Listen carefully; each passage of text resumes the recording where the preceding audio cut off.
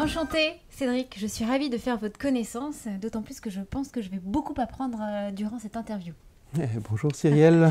Cédric Villani, je le rappelle, lauréat de la médaille Fields 2010, directeur de l'Institut Henri Poincaré, qui est le deuxième plus grand ancien institut de mathématiques au monde, à Paris dans lequel nous nous trouvons. Donc il y a bien une particularité entre vous et moi, c'est que moi, mon bac scientifique de mathématiques, je crois que la matière qui m'a le plus traumatisée, donc j'étais en option physique et chimie, c'était les mathématiques. Je pense que j'ai eu 3 en maths, je crois que c'était ma pire note. Et vous, vous avez toujours eu que des 20 sur 20 en mathématiques, donc juste pour vous dire qu'il y a un traducteur qui est derrière. Okay. Voilà. Qui sait traduire en mathématiques en langage. Selon une étude qui est sortie américaine l'année dernière, les mathématiciens sont vous êtes dans la catégorie des meilleurs métiers au monde. Alors est-ce que vous, justement, vous pouvez relever cet état-là, ce constat-là, comme quoi voilà, cette voie des sciences est toujours la voie royale? La voie des sciences, une voie royale, peut-être bien. Les mathématiques avec un rôle très particulier, je confirme. Et effectivement, ça a été annoncé plusieurs fois ces dernières années dans des études d'observatoires américains. Ça a commencé avec le Wall Street Journal en 2009. Et le métier de mathématicien était arrivé en position number 1 sur une liste de 200 métiers qui avaient été passés au crible sur différents critères. Tous les jours, chacun d'entre nous, ou presque, utilise une recherche de type Google ou Bing pour effectuer des recherches dans la grande encyclopédie virtuelle qui nous entoure de manière invisible. Le fait que, évidemment, ce sont des algorithmes mathématiques qui vont chercher cette information. Le fait aussi que tout le monde, presque, a son smartphone, lequel repose aussi sur des questions et des algorithmes mathématiques. Tout cela fait que les gens, dès qu'ils réfléchissent un petit peu, comprennent que chaque jour de leur existence, ils utilisent des algorithmes mathématiques. Ils sont des utilisateurs quotidiens. Voilà. Alors, Cédric Villani, justement, c'est quoi votre vie? Quelle est la vie d'un mathématicien, voilà, dans votre vie professionnelle? Décrivez-nous un peu une journée type. J'ai jamais de journée type. Une semaine type. J'ai jamais eu de semaine type. J'ai jamais eu d'année type. J'ai eu d'année type. Et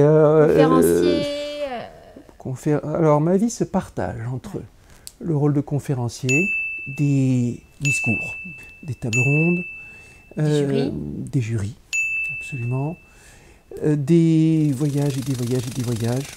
J'ai fait jusqu'à 24 pays en une année. Mon activité de recherche est d'enseignant à l'Université de Lyon. L'an dernier, j'ai fait un MOOC ou un flow, comme on dit en bon français. C'était une online course. Oui, formation en ligne ouverte à tous. Traduction toujours. Traduction toujours. Et c'était une aventure un peu complexe, comme tous les trucs dans lesquels je me lance. J'ai une activité d'auteur. On va ajouter à ça que je suis directeur d'institut. Ajouter à ça que je suis investi dans des activités de coopération Nord-Sud et que tous les ans, je vais au moins 2 semaines en Afrique pour soit des cours, soit faire avancer des institutions de recherche. Compliqué ces affaires-là.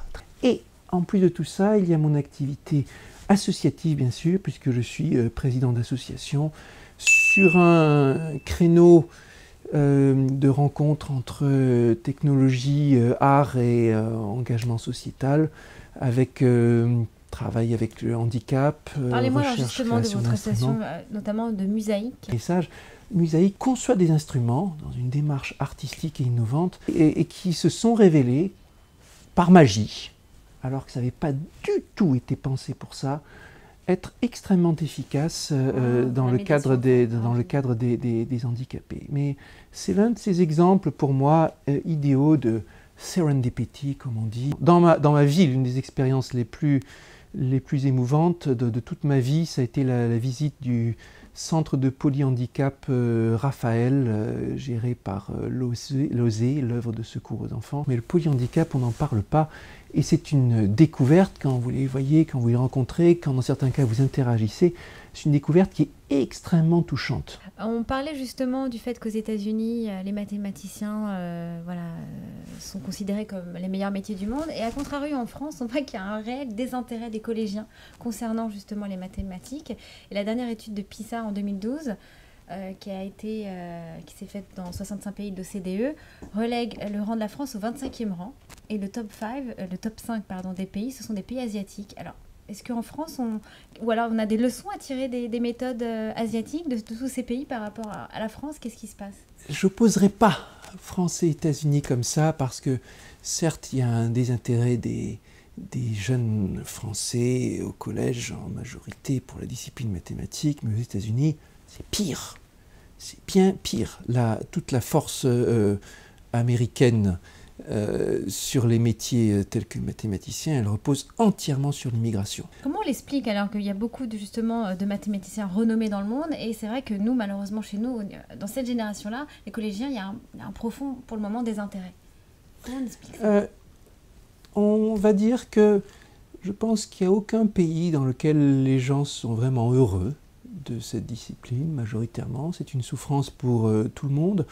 Si les pays asiatiques sont en tête des classements de comparaison... Shanghai, Singapour, Taipei, la Corée... Voilà, c'est certainement parce qu'ils ont un rapport à la souffrance et à l'autorité qui est différent de celui qu'on peut avoir en Europe, et encore plus celui qu'on peut avoir en Amérique du Nord. La Corée du Sud qui est en tête dans la tête de ces classements. J'ai vu des jeunes qui sont parmi les plus brillants du monde dans leur catégorie d'âge.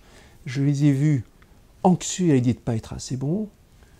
Je les ai vus anxieux devant le problème de la motivation. Et très clairement, comment faire pour garder l'intérêt alors qu'on travaille sur ce sujet tant et plus. Donc ça engendre d'autres problèmes, en fait. Ça engendre d'autres problèmes. Il n'y a pas de système parfait. Il y a des leçons à tirer, oui, mais eux aussi ont des leçons à tirer. Une recommandation pour le système français, comment on peut redonner goût justement à ces élèves? Est-ce que c'est plus avec de la pédagogie un peu plus ludique? Est-ce qu'on fait appel plus aux innovations technologiques dans les classes? C'est quoi un peu quelques solutions?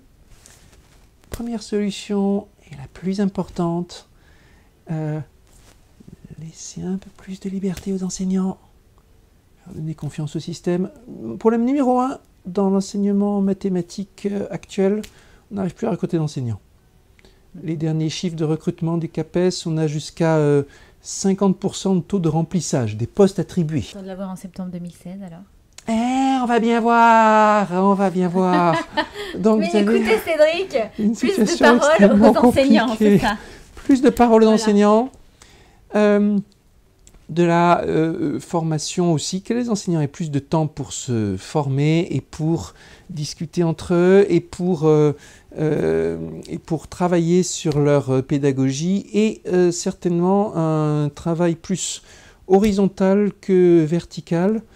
À titre personnel, je suis partisan de la suppression de l'évaluation des enseignants par les inspecteurs et de la suppression du rôle de l'évaluation aux inspections et la mise en place d'un système d'évaluation par les pairs. Avec un cours de maths, il vous faut à la fois donner à vos élèves les connaissances de base qui leur permettront de faire des comptes ou de comprendre ce que veut dire une statistique dans un journal, mais aussi donner aux élèves une idée sur le place dans la culture et dans l'histoire de la discipline et la façon dont elle a influencé les choses, la façon dont, par exemple, la Deuxième Guerre mondiale, sans la recherche mathématique, aurait eu un scénario complètement différent. Cédric, depuis 2010, on voit par monts et par vaux, vous arpentez la planète, comme vous l'avez dit, et les médias, c'est vrai, s'intéressent beaucoup, ils sont interpellés par votre look dandy, pas sur les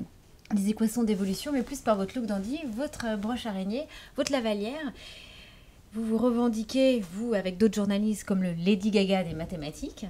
Est-ce que vous pensez que l'excentricité, c'est justement, ça anime les médias, et pourquoi? Alors, bonne question. D'abord, je ne me revendique pas Lady Gaga, c'est le surnom qui a été trouvé pour le coup, en tant que surnom, c'est venu des journalistes après que j'ai évoqué la figure de Lady Gaga, mais j'aime bien le surnom, il est sympathique. Et j'ai trouvé mon style vestimentaire à une époque très précise, à un moment où je cherchais mon identité, à l'époque où j'étais... Voilà. Non, il y a précisément 22 ans. Et c'était l'époque où il me fallait une identité particulière vestimentaire. Et j'ai expérimenté jusqu'à trouver le look dont j'avais l'impression que c'était le mien. J'ai toujours eu ce sentiment que c'était un devoir de chacun d'entre nous que de définir son propre style en tant que personne agissante, en tant que personne discourante et en tant qu'individu habillé. Bah, c'est très bien parce que c'est vrai qu'on pointe du doigt un peu ceux qui sortent des cases et vous assumez parfaitement, ça vous va très bien. Et voilà. Mais en tout cas, ce qui est bien, c'est que ça suscite l'intérêt des médias. Donc comme ça, on peut parler des mathématiques d'une façon un peu plus rock. Voilà. Un peu plus rock and roll. Un peu plus rock and roll, voilà, on est d'accord. Vous trouvez votre propre identité et c'est pas le journal de mode qui doit vous la dicter. Une question complexe. Le théorème pour un monde meilleur, Cédric. Est-ce que vous pouvez... Ouais. Pour un monde meilleur. Vous pouvez nous l'écrire?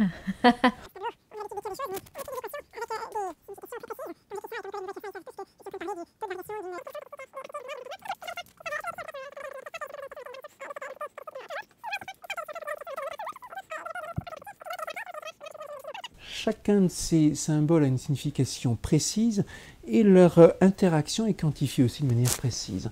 Et dans le cas qui vous intéresse, voilà, pour un monde meilleur. La question n'est pas précise parce que meilleur. Qu'est-ce que c'est? Voilà. Sa conception du monde meilleur. Bonheur et du bonheur. Éducation, en premier lieu, éducation.